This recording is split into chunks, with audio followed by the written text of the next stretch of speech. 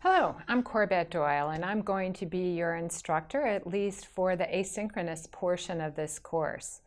I've been a professor at Vanderbilt since 2008, and I primarily teach courses in content similar to this course, the concepts of strategy and analytics. But I also teach a master's level course in diversity and inclusion, and I am passionate about the topic.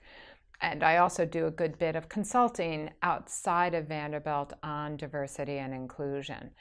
Prior to Vanderbilt, I had a long corporate career. I was an executive in the professional services industry and in particular ran the healthcare industry practice, was then promoted to run about a dozen different industry practices, and then was asked by the CEO to take on the role as the global head of diversity for the firm.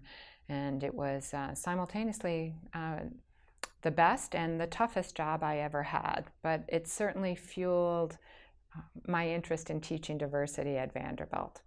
So from a personal standpoint, I have two daughters. They are both in their 20s, and I also have a dog, still a puppy named Sam, who you are probably going to get to meet in some of the live sessions.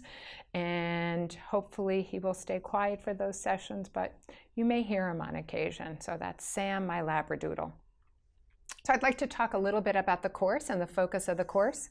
So the focus is strategy, financials, and non-statistical data analysis. And you may be asking yourself, well, why this course and why is it a part of an EDD in leading and learning organizations, and why is it the foundational course in the program's data concentration? So I thought it made sense just to talk a little about the program goal.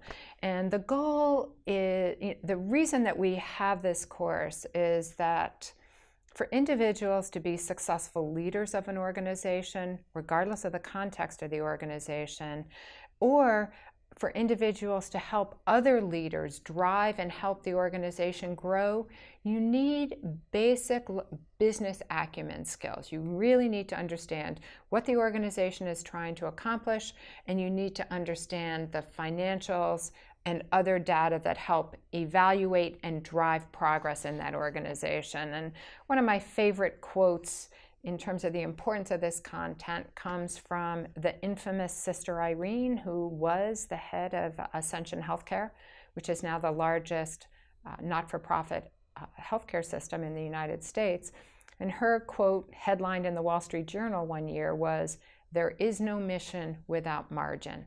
So regardless of the organizational context that you work in or plan to work in the future, you really need to understand strategy and financials, and then you need to understand the other data that drives organizational change initiatives.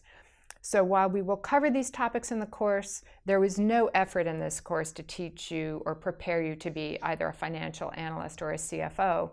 The goal is to really help you understand the basic data, to enable you to ask more effective questions, and in particular, to enable you to use financial and non-financial data to drive strategic change initiatives in organizations.